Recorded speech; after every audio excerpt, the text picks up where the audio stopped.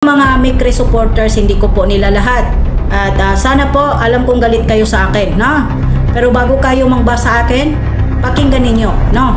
At wala din po kayo kahit isa po pakialam sa aking YouTube channel kung mag-reaction ako hindi, dahil isa po ang beneficiary ng Kalingap, si Cresta. At ang aking reactionan ngayon ay isa po sa mga dalaw or ano pa po, dalaw or may lalabas, may aanuhin, ay magpapaalam po ni Kalingap Rab, diba? Kung higit po sa inyong kaalaman lahat, naalala po ninyo dito, ayan po ay ina po ng Kalingap dati, ay ayaw na ayaw po niya na parang hindi magpapaalam sa mga hindi magpapaalam kay Kalingap Rab kung sakali man po na aalis or mayroong bibilihin o aalis or mamasyal. Yo guys! Magandang araw, magandang gabi mga Kalingap. Siyempre at muli, magbabalik na naman si Papa Shider upang magatid na naman ng kakaibang news, update, balita sa inyo lahat mga kamay Chris natin dyan at mga Kalingap natin dyan. Siyempre mga 7-Eleven natin dyan. Mega love shoutout po sa inyo lahat mga Kalingap. Eto na naman guys for today's video guys. Guys, meron na naman pong patama sa My Chris guys. Ano na naman kaya ang patama niya sa mga My Chris supporters guys? Pero guys, panoorin natin. Siyempre kung bago ka pa lamang sa ating YouTube channel, huwag kalimutan mag-like, mag-share, mag-subscribe, pahit na notification bell button para updated kayo sa mga ilalabas natin reaction video mga Kalingap. At syempre guys, huwag kalimutan suportaan si Kalingap Rab at Kuya Bal Santos Batubang at Edna Vlogs. Syempre Kalingap Mikoy, lahat po ng mga Kalingap partners, suportahan po natin guys, no? Guys, ano na naman kaya ang issue na ginawa ni ni Asa guys? Sabi niya, maayos daw yung pagre-react niya. Tara guys, panoorin natin kung ano yung magiging opinion natin dito, kung parehas ba ang reaction dito guys. Panoorin na natin guys. Let's go! Grab. At syempre po, suportahan natin ang Alikabok sa Dagat. Ayan po, at Alakdan.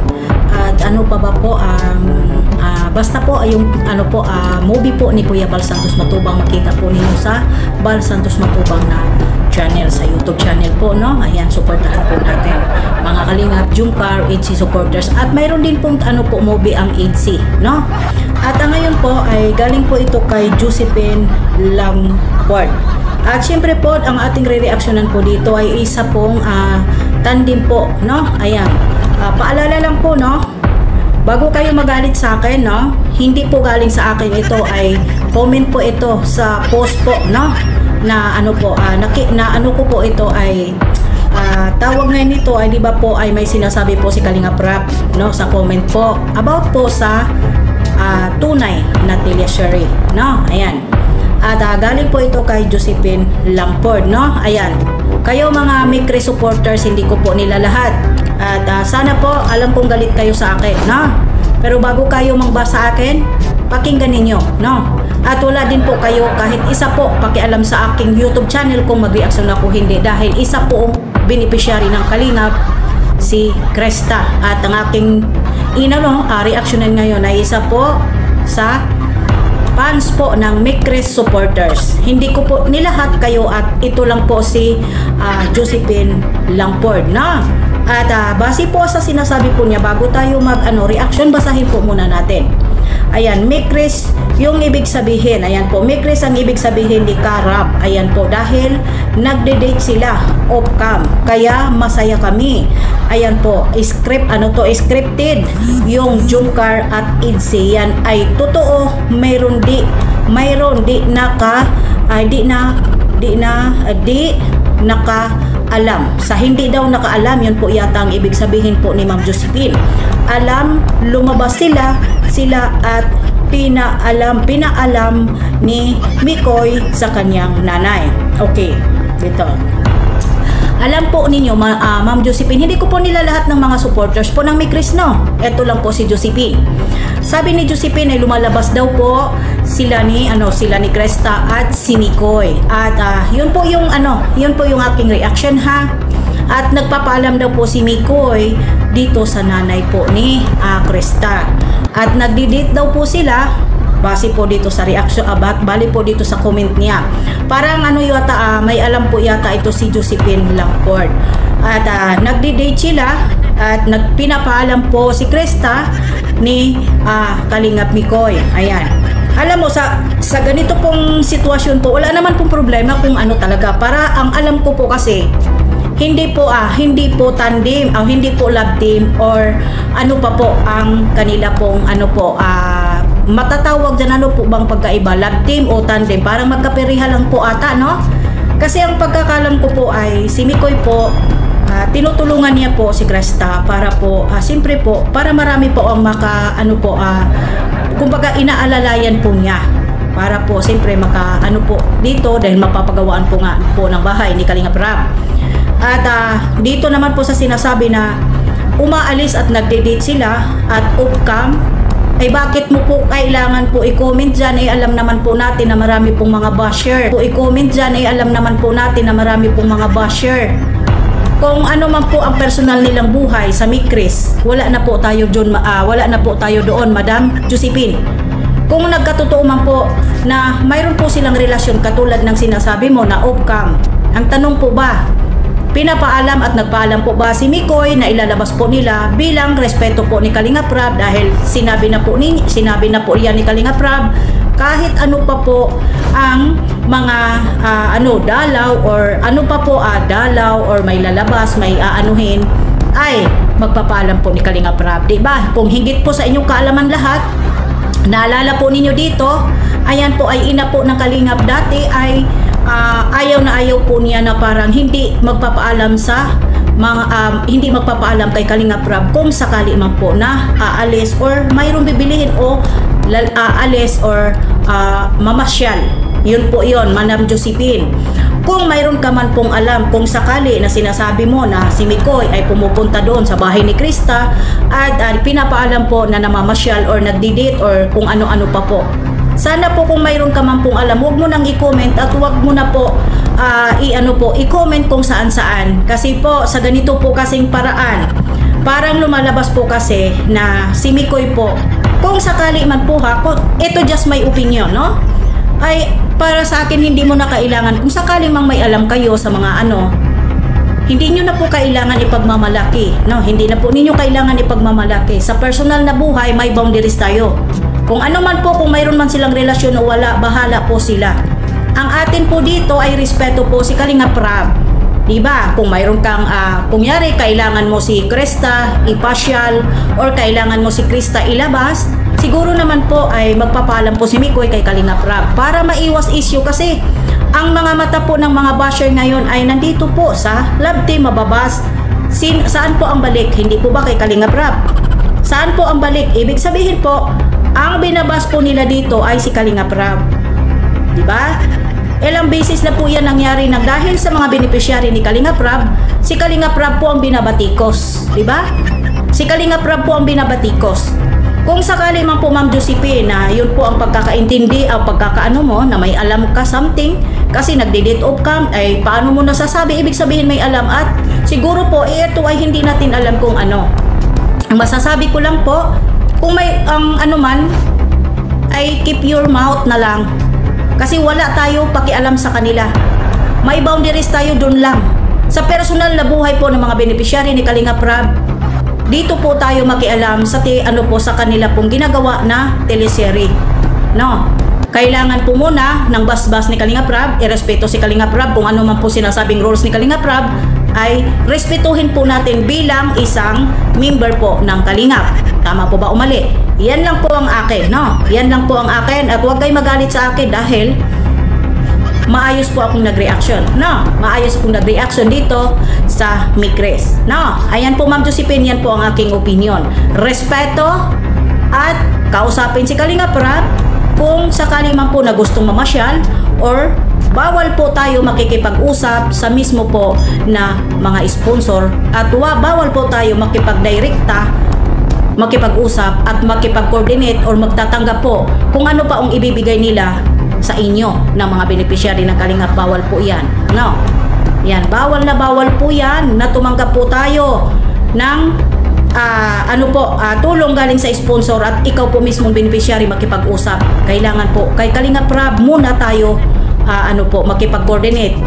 Bawal po ang beneficiary ng Kalingap makipag-direkta sa mga sponsor. Okay po, hanggang dito na lang. Maraming salamat. At yun na guys, napanood natin si Asa guys. Parang ito lang ang masasabi ko, Asa, no? Parang nag-iipon ka ng bashers ng MyChris. Wala naman masama sa comment na yan guys. Sa sinabi niya lumalabas daw sila, nagdi-date daw sila. May ebidensya ka bang nagdi-date sila? Nung lumabas sina Mikoy at Krista kasama sina Beshi yun po ang sinasabi siguro ng nag-comment na yan. Dapat, hindi mo pinapalakihan. Simple comment lang yan. At nagpapaalam po yan si Mikoy sa mama ni Krista. Siyempre ipagpapaalam din yan kay Kuya Val, kay Kalingap Rab. Siguradong pinagpaalam yan. Kasi guys, yung video na sinasabi nila na nag-date sila, yun po yung araw na ibinag ni Kalingap Beshi. Yung vlog na yun. Kung natatandaan mo, doon po sila. At sinabi pa ni Beshi na pinagpaalam pa itong si Krista na naagip itong si Krista sa camera. Alam po ni Kalingap Rab yun. Kaya wag mong palakihin ang issue. Mukha kasing nag-iipon ka ng bashers ng MyChris. Tapos pinopromote mo pa yung mga love team yung love team na palabas ni Kuya Val, yung movie niya. Pinapromote mo yung Jumcar, pinopromote mo yung EDC, di ba? May mga pinikula. Yung Gamo-Gamo sa Bukang Liwayway, pinormote mo ba? Sinabi mo ba sa mga viewers mo? Hindi, kasi bias yung iyong pagre-reaction. Hindi kami nagsasalita about sa mga love team na yan na hindi magaling. Wala kami sinasabing yan. Ikaw lang talaga yung magpapagulo sa MyChris. Ginagawan mo ng issue. Wala naman issue yan. Comment lang yan. Bakit mo linabas pa yung comment na yan, no? Asa. Tsaka isitong si Mikoy, pinagpapaalam ni Mikoy yan sa magulang, kay Kalingap Rab bago sila umalis. Gumagawa ka na naman ng kwento, Asa. Asa, mayos ka. Baka malalagot ka na naman kay Marciano TV, Asa. Pag nalaman ni Marciano TV, sagrarerespakan ka na naman. Tapos mahingi ka na naman ng sorry. Tapos yung sorry mo wala naman sa wala sa puso, no? So nagsusorry ka, wala naman sa puso. Tapos uulitin mo na naman. Tingnan mo, ginamit mo na naman ang isang fanatics ng MyChris na nag-comment para lang sirain ang MyChris, no? Ito yung ginamit mong way para batikusin mo ang tambalang MyChris. Yan ang ginamit mong di ba? Yan ang ginamit mong estilo para sirain ang MyChris. Yan ang ginamit niyang style para batikusin ang MyChris. Makikita mo naman sa reaction video na hindi siya against doon sa comment na yon, guys, no? Pero para sa akin, wala naman masama sa komentong yon, no? Pinapaaba lang, guys, ang komento at pinapalaki lang yung issue. Paano nasangkot si Kalingap Rab dito? Paano ibabas si Kalingap Rab dito? Wala naman ibabas si Kalingap Rab dito. Ano ka ba? Ha? Baka magkita na naman ni Marciano to, re-reaction na ka na naman. Tapos sasabihin mo, sorry. Ay, nako. Nako. Guys, against ba kayo? Mag-comment nga kayo kung ano tong reaction video ni Asa na to, na wala bang halong pambabatikos sa MyChris. Sabi niya patas daw yung reaction video niya. Paano naging patas yan? Tingnan mo naman, parang pinagduduldulan mo talaga na may ginawa itong fans na to. Wala namang masama sa komento niya linabas mo lang yan para ginamit mo yung larawan ng MyChris para batikusin. Parang naghahakot ka pa ng bashers, no, ng MyChris. Oh. Sabihin mong hindi totoo yan. Ano bang kinagagalit mo? Hindi ka nga galit. Sabi mo, bago kayo magalit sa akin. Kaya nga nagagalit sa iyo yung mga tao kasi nga hindi mo muna inaalam. Tira ka ng tira, no? Tira dito, tira doon. Ginawa mo basketball. Kahit wala sa yung bola, tumitira ka. Guys, hayaan na lang muna natin si Tita, no? Talagang itong si Tita, medyo ano na kasi may edad na po si Tita. Tita, maging ano na, Pasko na, Tita. Huwag ka nang gumawa ng issue, Tita.